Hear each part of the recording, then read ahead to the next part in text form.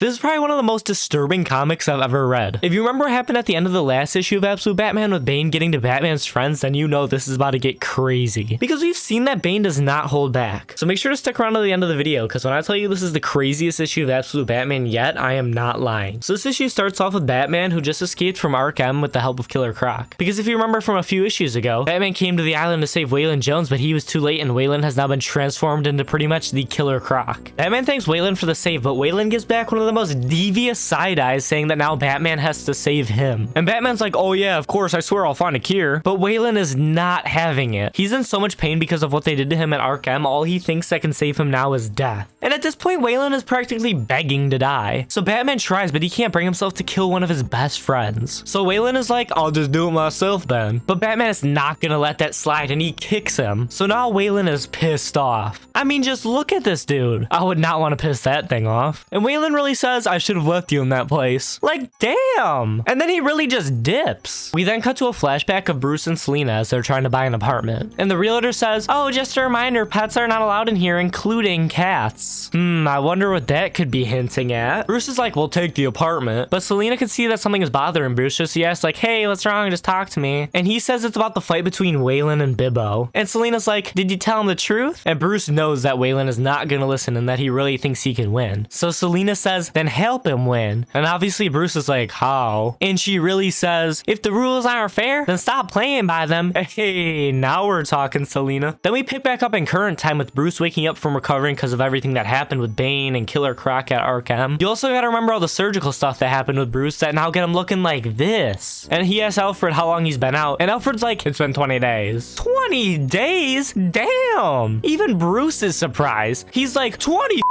days? And Alfred's like, yeah, and you need a hell of a lot more because of the things they did to your body. What do you mean by that, Alfred? I'm not even sure you'll fully comprehend. He then says to Bruce, there's a delivery system woven into your spine and brains all loaded up with that compound venom. But of course, Bruce is not hearing him out and just gets up to leave. And Alfred's like, wait, kid, you need to hear this. What they did to you. Things have changed. You're in it. And Bruce hits him with a, I get it. Now I'm going to need you to move. And he just walks on out. On his way home, that venom shit starts kicking in. But it doesn't seem to be the same as when Bane used the venom to sort of power up. Instead, it seems to be hurting Bruce just momentarily. Eventually, Bruce makes it home and his mom Martha is like, Bruce, oh thank God. And then she bitch slaps him across the face. Because of course she was mad that she thought something happened to her son, but she was just happy that he was back, so they hug for a while. Until she starts bawling her eyes out talking about I was so scared getting that phone call again every time it rang. And then with what happened to Ozzy, and Bruce cuts her off and is like, hold on, Ozzy? Which is when Bruce finds out that Bane went after his friends. Oh shit. We already knew that because it was shown at the end of the last issue with the origin of Bane, but we don't know what he did to them yet. And I'm just gonna say right now, prepare yourselves. So Bruce arrives at the hospital to see for himself what happened to Oswald, who was one of his best friends. Jim Gordon is there, so Bruce of course thanks him for watching over his mom. And Jim's like, your family, son, and the truth is, if I was still commissioner,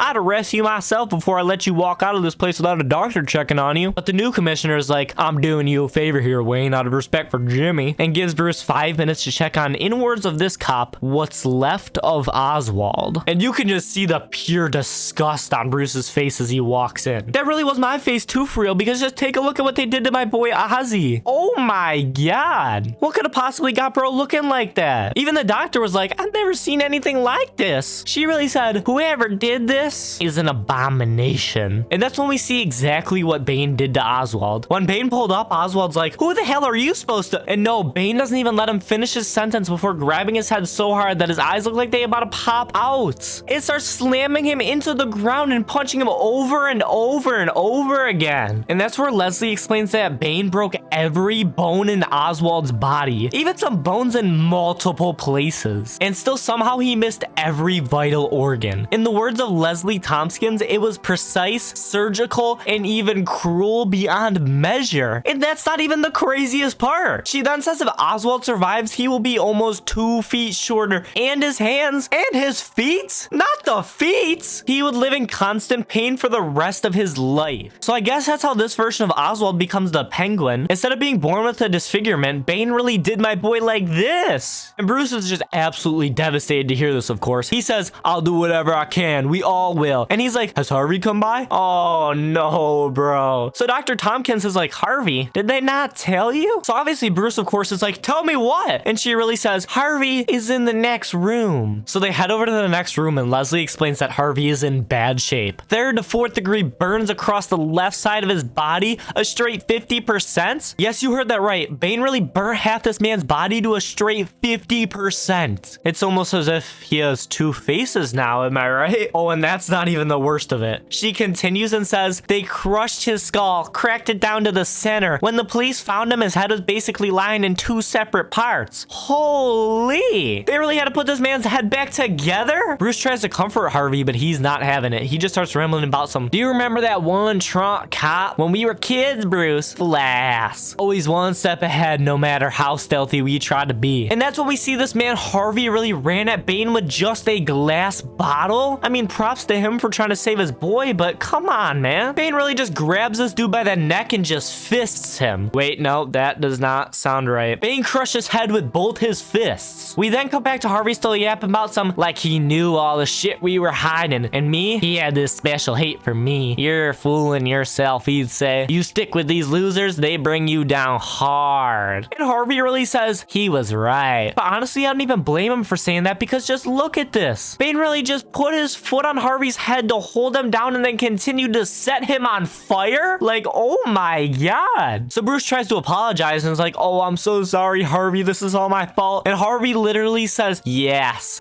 it is. You gambled for real, Bruce. Put it all out there. Your friends, the city, everything. All the chips. Now get out of here. If it's any consolation though, I only hate you half the time. Damn, Harvey. So Bruce goes to visit Eddie to see what Bane did to him. And it's definitely one of the most interesting things that happened, you could say. Bruce calls out asking if he's all right. And Eddie is just sitting at his computer and says, I'm fine, Bruce. Just over here working. So Bruce is like, oh, thank God. I thought maybe he hurt you too. And Eddie is just like, no, he didn't hurt me. In fact, he was very gentlemanly. Gentlemanly? How can Bane be gentlemanly after what he did to your last 2 boys? Eddie explains that Bane just challenged him to a friendly battle of the wits. And Bruce, being just as confused as I am, is like, what? So Eddie continues saying, yeah, and if I won, he'd let me kill him. He even handed me his gun. Can you believe it? My guy, a gun ain't doing nothing to this beast. And that's when we see Bruce's face of pure shock as the back of Eddie's head is shown with his brains popping out. And Eddie's like, it only took him a minute to beat me. And before I knew it, he was shaking my head, slamming the front of my brain into my skull. Just look in this reflection, bro. This man Bane needs to be stopped. But Eddie really says that Bane didn't hurt him at all. He says that Bane helped them become more of what they were made to be. And Bruce, of course, is like, nah, man, you tweaking. You need to get to a hospital. But that venom starts kicking in again, and Eddie's like, ooh, he challenged you too, Bruce. And yes, he says the thing. So riddle me this. What are you going to do about it? And then we cut to another flashback with Bruce and Selena going to meet with Carmine Falcone. And he's like, wait, I know you. You're Waylon's trainer, aren't you? Let me guess. You want Bibbo to go easy on your boy. Or maybe you're just looking to cash out. And he says, guess Jones is less of a crocodile and more of a croco crap. And apparently that joke was so funny it got my dude over here laughing like this. And Bruce is like, what's in the bag is a jester. Some of the finest gold work in the city. And Carmine replies, how do I even know it's real? And Bruce is like, maybe because it's yours. Stolen from apartments of your own. See, we're not looking to cash out here. Looking to raise. We then cut back to Batman at his base telling the Red Hood gang to stand down and that it's all off. And the Red Hood gang tries to argue back, but Bruce really just hangs up. So Alfred's like, what was that about? And Batman replies with, you were right. When the Black Mask offered that deal, I didn't even consider it. Not really. I just didn't see. So Alfred's like, so that's it? You closing down operations? And Batman starts crashing out saying, he broke them, Pennyworth, my friends. And Pennyworth replies with, that's right, he did. The question is, are you going to let him break you? You chose this, Bruce. I told you you're in it now. Everything has changed and there's no going back. There's only through. So get ready because it's only going to get... But he gets interrupted by an alarm. And Alfred's like, he's here. Bane. Oh, shit. He then decides to absolutely aurify him saying, all right, he loves war so much. Let's bloody give it to him. And oh my god, Batman and Alfred look so tough here. They start roaming looking for the intruder. Alfred with a giant gun screaming, come out and face us. Just for 2 seconds later to get grabbed by the neck by some rope looking thing and then kicked and punched in the face till he's knocked out on the ground. Damn, bro, did all that just to get knocked out in 2 seconds. But then Batman pulls up saying, "You, what are you